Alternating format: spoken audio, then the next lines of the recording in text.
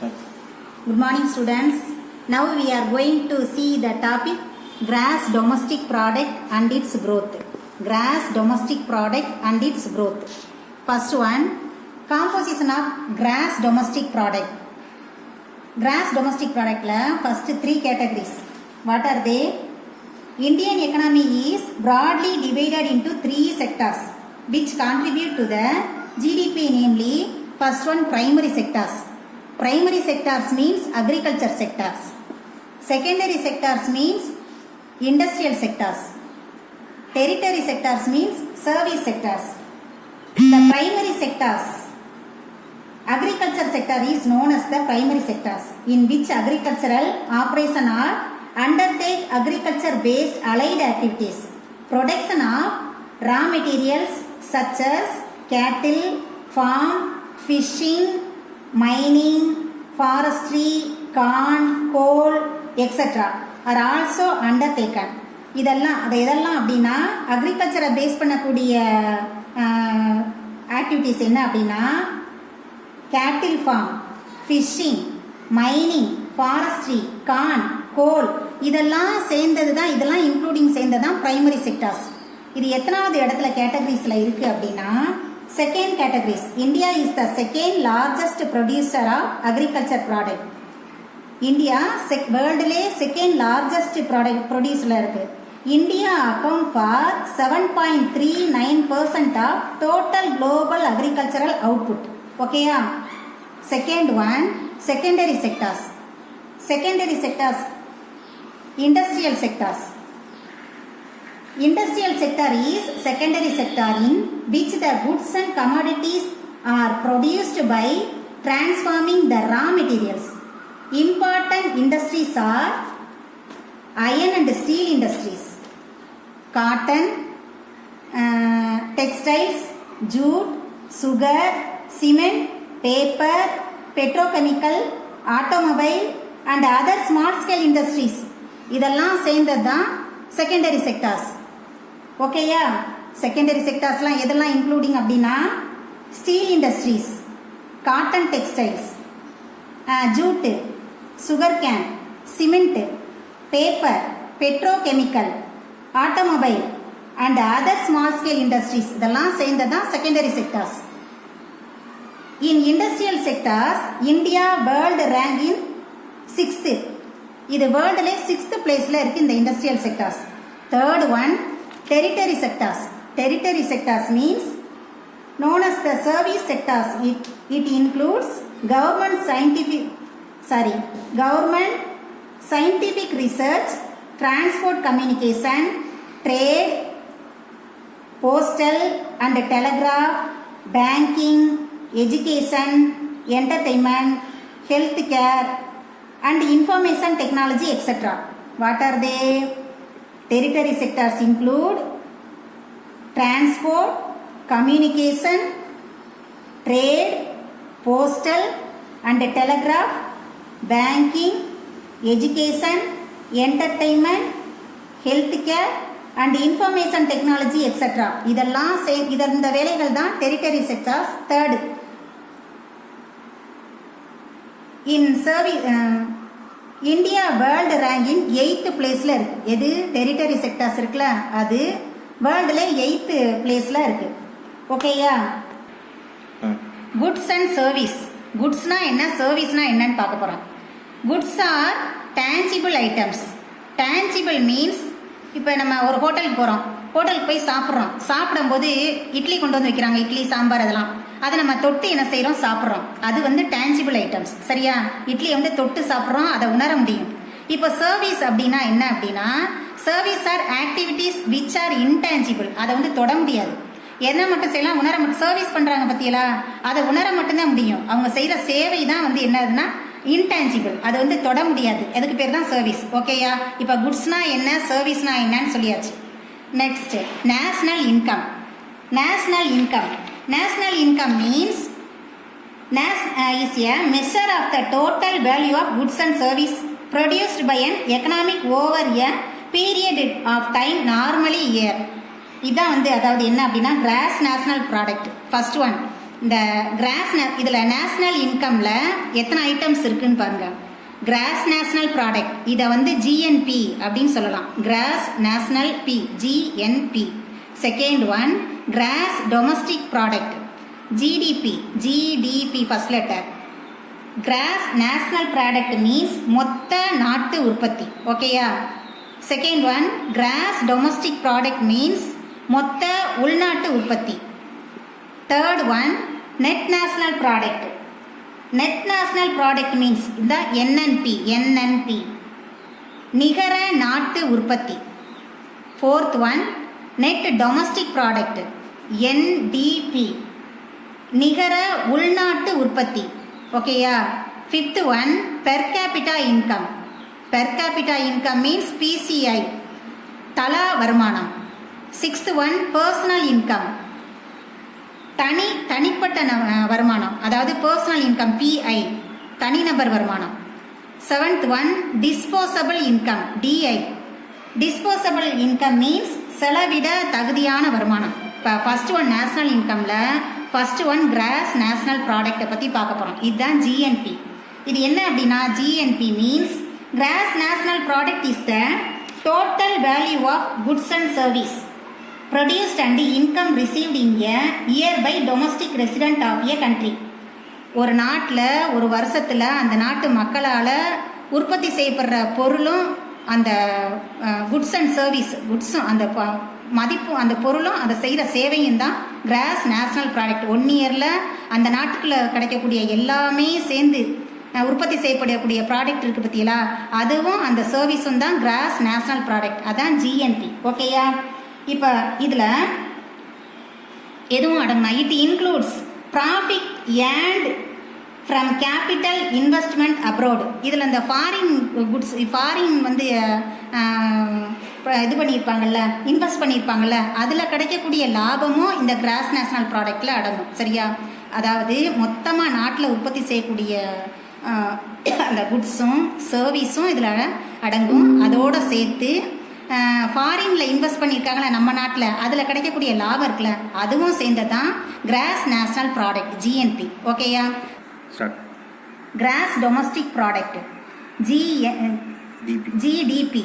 Cross domestic product means GDP மொத்த உள்நாட்டு உற்பத்தி. The gross domestic product is the total value of output of goods and service produced by the factors of productions within the geographical boundaries of the country.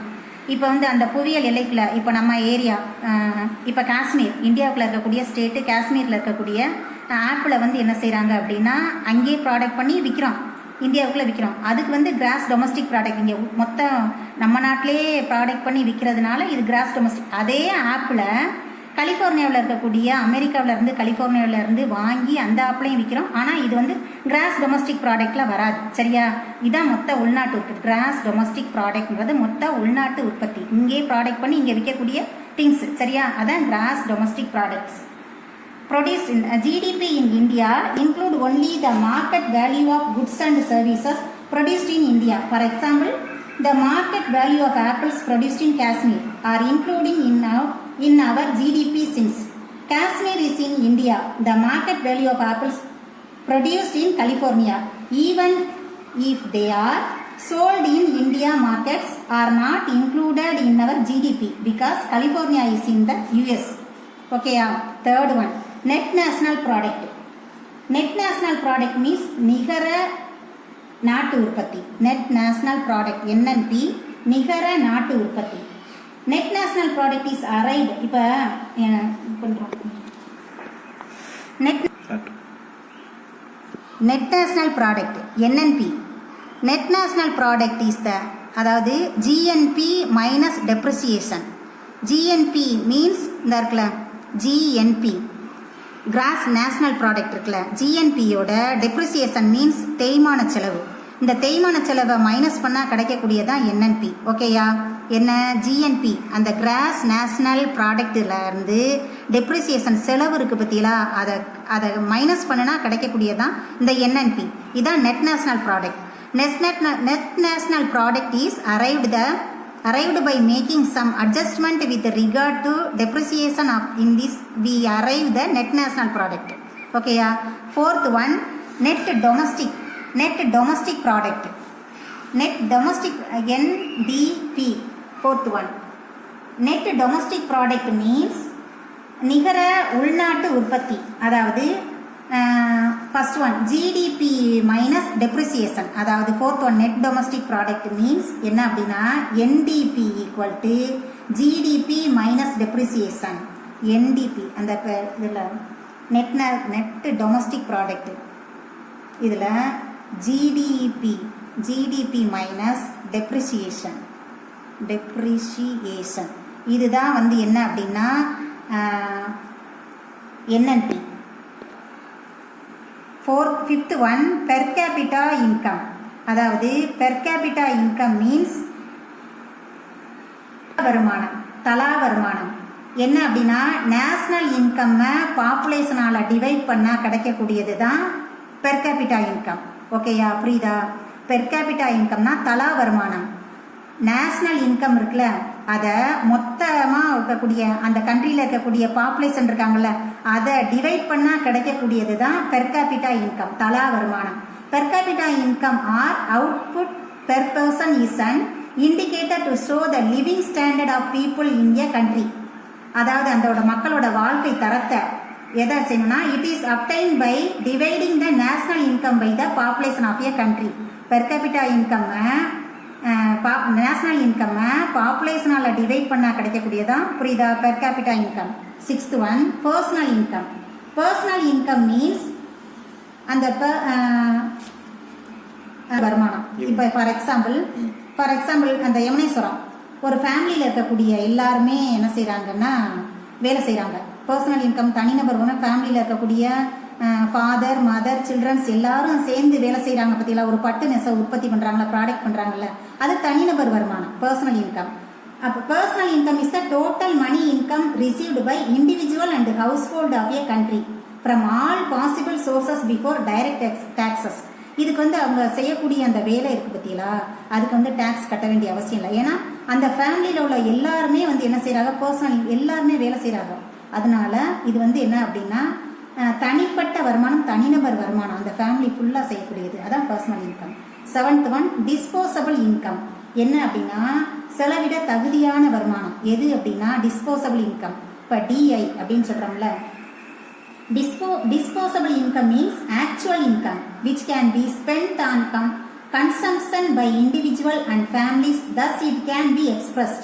அதாவது கண்டிப்பாக நம்ம ஃபேமிலிக்கு food item கட்டாயமாக நம்ம சாப்பிட்டே ஆகணும். அந்த சாப்பாட்டுக்கு தேவையான செலவை இது கண்டிப்பாக செலவு பண்ண வேண்டிய செலவு, அதுதான் டிஸ்போசபிள் இன்கம். இதை தவிர்க்க முடியாது, கண்டிப்பாக ஃபேமிலிக்கு சாப்பிட்டே ஆகணும் எல்லாருமே.